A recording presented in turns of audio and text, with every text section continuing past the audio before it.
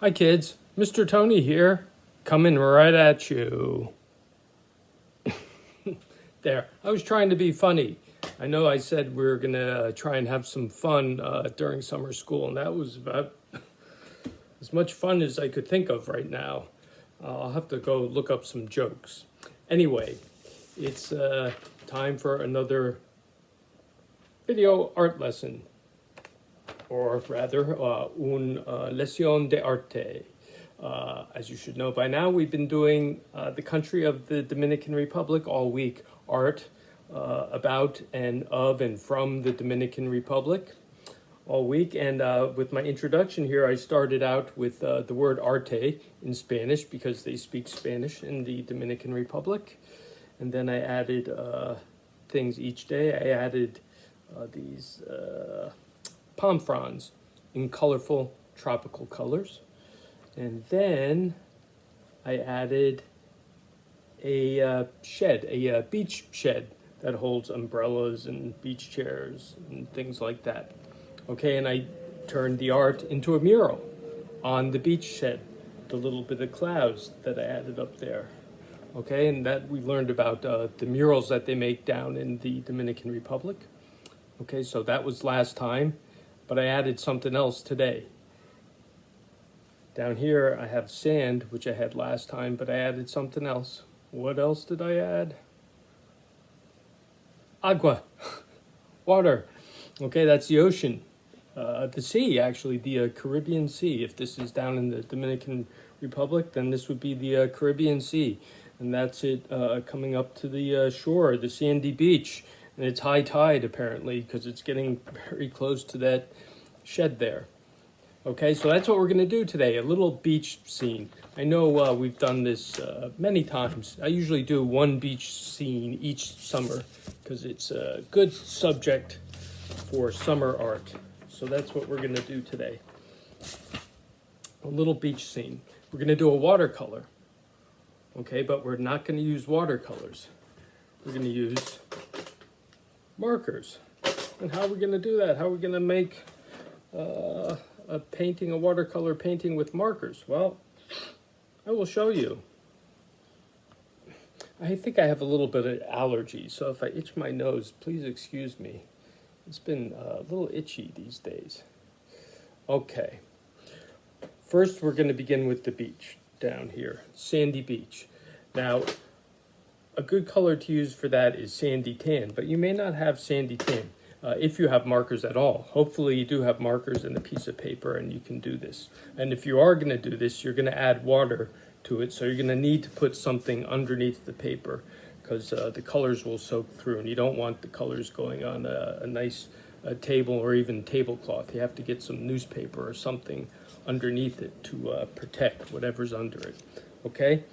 So if you have paper and markers and some water and a brush, you can follow along, or as always, you can just watch. Okay, let's say you just have the usual 8-pack of markers with the your primary colors and your secondary colors and a brown and a black. Okay, there's no beach color, or there's no sand color. We're going to use brown for it. But if I put brown down there, it's going to look like dirt. So here's what I'm going to do. I'm going to take the tip off there, the cap. I'm going to get a little water on my brush. I got my water down here. A little water on my brush. Then I'm going to touch the tip of that brown. And it's going to give me just a little bit of a sandy wash down there. See? I've got to act quick. There, see, that's a nice light sandy color. Excuse me, my nose itches again. Oh, it's gonna drive me crazy.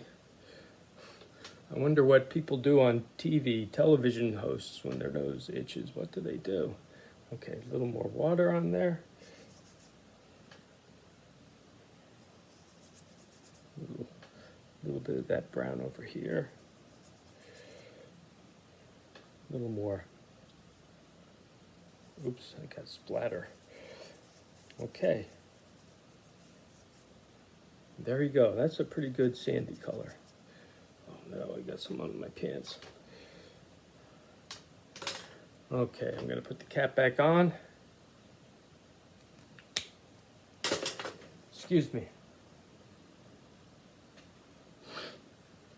Okay, sand. It actually looks a little pinkish. It looks a little reddish, but I think that's okay. You know, sand comes in all different shades. Sometimes there's black sand, sometimes there's white sand, sometimes there's kind of tan sand, and maybe there's some reddish sands or brownish sands. Okay, so that will work for the sand.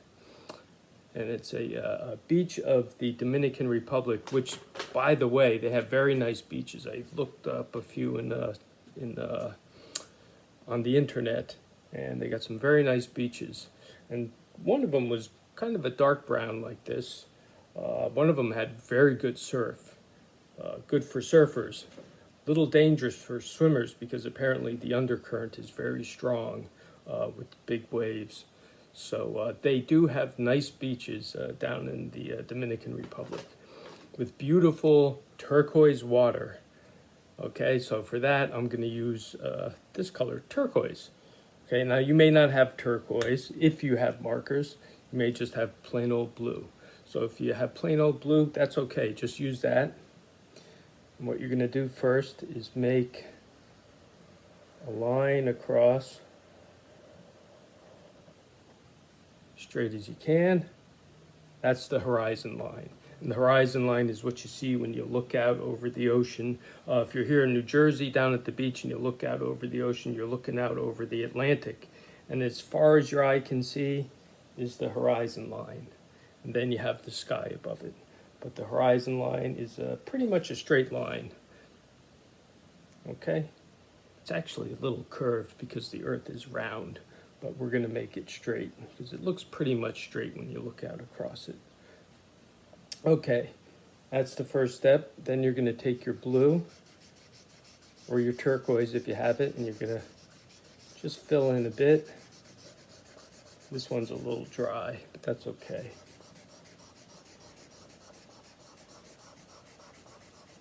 It's okay because I'm going to add some water to it.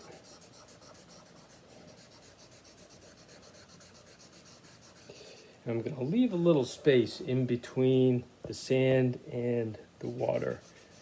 And that's going to be the foamy part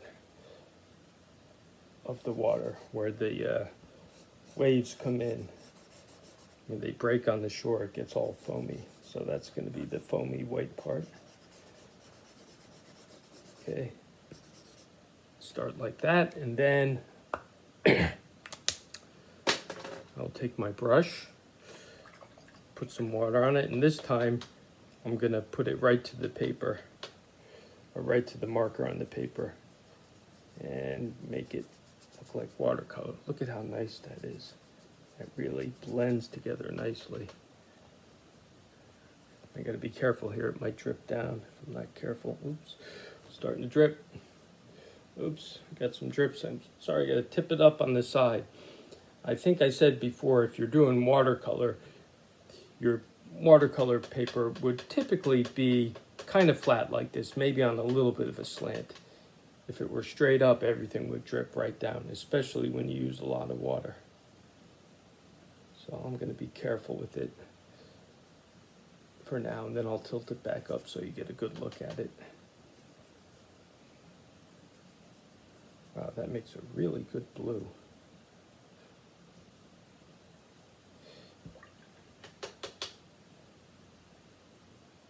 All right, I'm going to put a little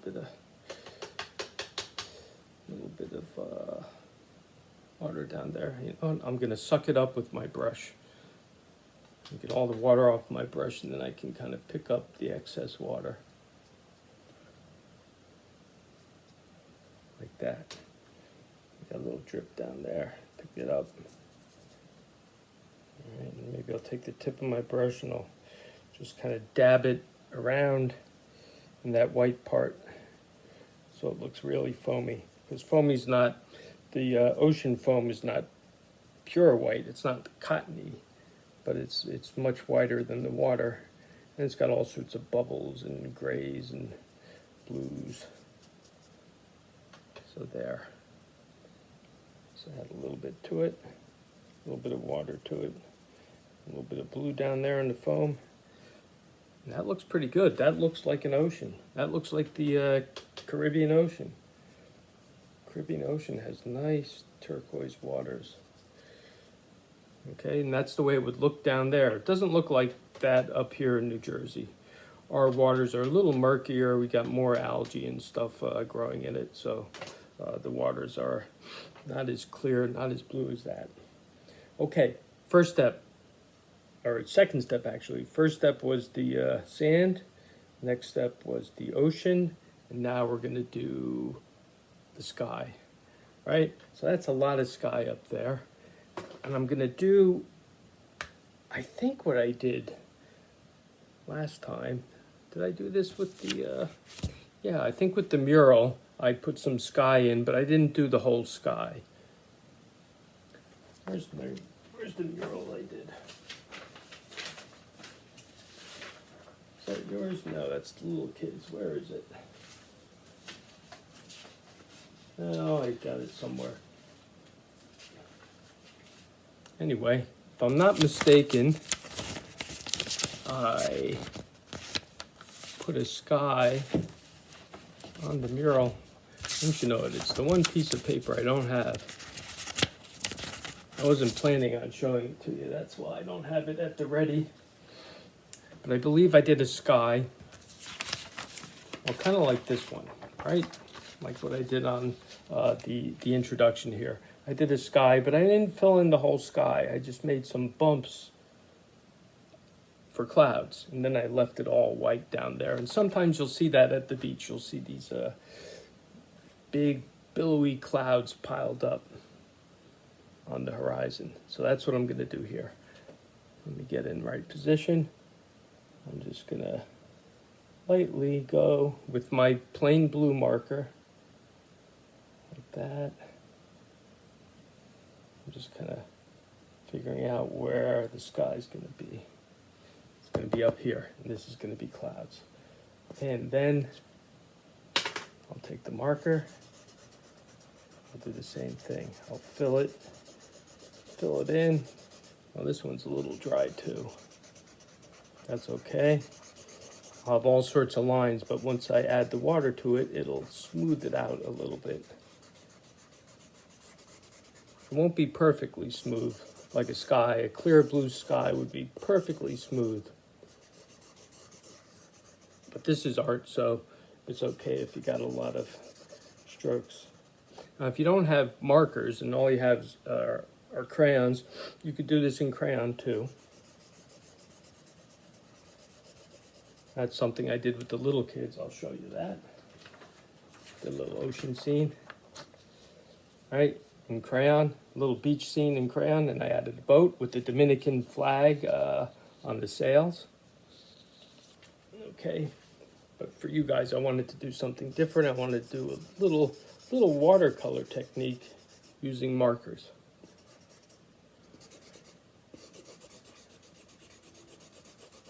Hopefully you have markers, and if you don't, you can use crayons. If you don't have crayons, you can just watch.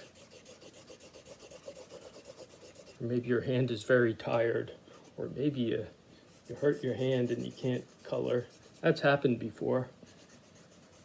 I think someone had their hand in a cast once and they couldn't really color. I did that to myself as a kid.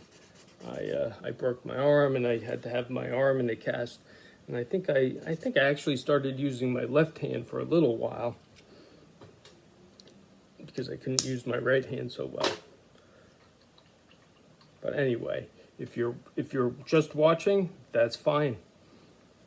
You'll learn a lot just by watching. But if you have paper and crayons or markers, follow along. You can make yourself a nice little beach picture. Okay, now I'm getting some water. I'm going to add that to the sky up here. And again, I have to tilt it so I don't drip it down.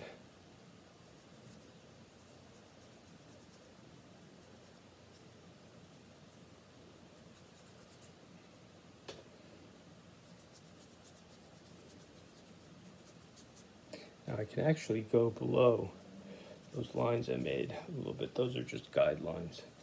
Oh, it's dripping. That's a really deep sky I got there.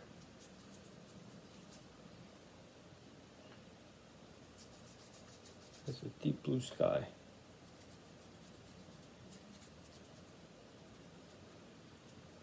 I have to blend it out a little bit.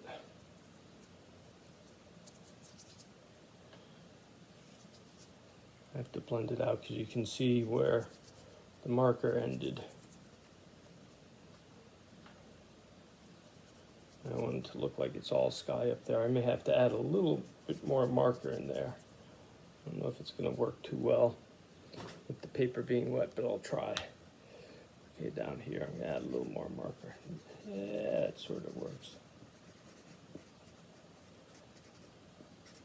No, it doesn't work too well.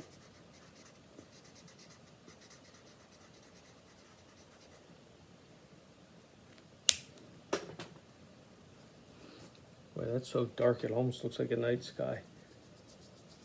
You know what, I'm going to try to soak up a little bit of the color. And the way I'll do that is, I got a little paper towel here. And I'm going to make it all wet. This is something else I learned back in college with watercolors. You can actually kind of lift up the color a little bit. Right, see? There's some sort of marker color on there. And I'm dabbing it up, adding water. I'm kind of lifting the color up. I actually had a professor, and he gave us a little job of making strips of color, and then he wanted us to be able to lift up as much color as we could at one end and see how close we could get it to white. You can never get it white again, but you can, little by little, lift up color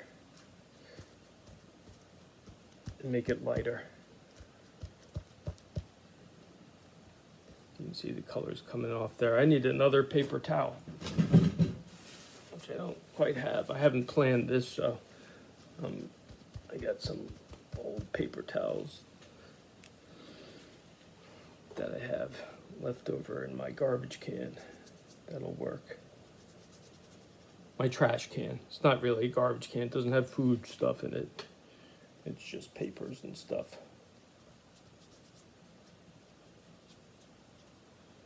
Okay, now I'm fussing with this too much. It's just that the sky came out much darker than I expected. That's a really dark blue. I wanted to lighten it up a little bit. There.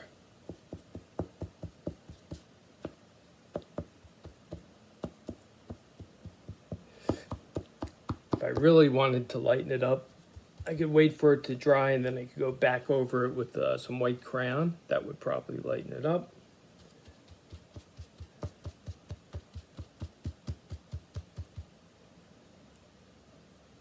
I think that's pretty good. It's a little, like I said, it's a little darker than I expected. See, little by little the color's coming up, though. It's getting a little bit lighter.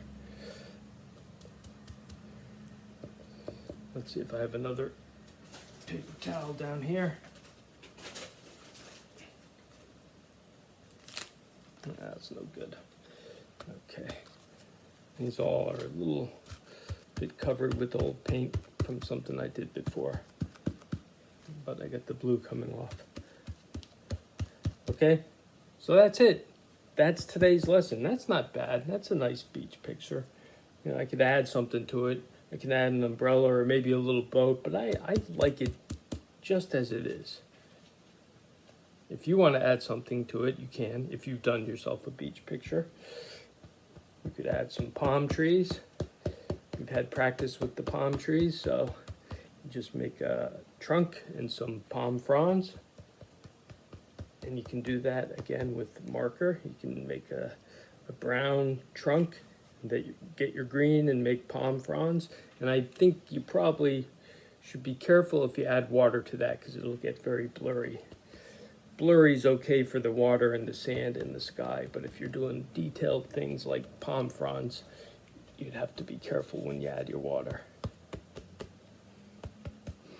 Okay, so that's it for today's lesson. Our last lesson of our Dominican Republic art lessons. Okay, so that's it for this week. Next week, excuse me, I'm out of the picture there.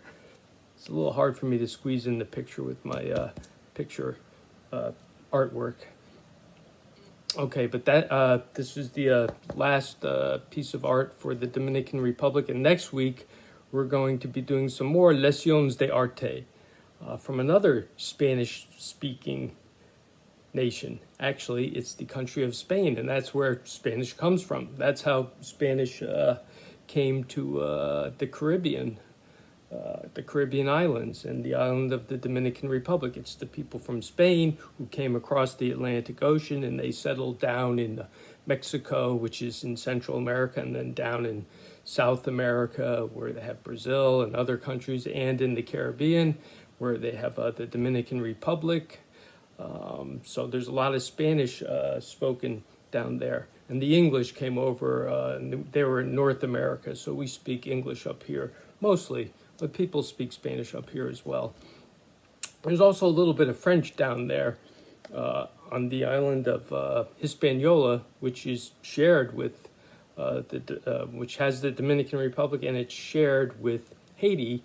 They have kind of a French language. I think the French must have been around, okay? And they brought their language over. But anyway, we're going to be doing Spain, and that's where Spanish comes from. And we're going to learn about some different Spanish artists and some different kinds of Spanish art, okay? So that's it for this week.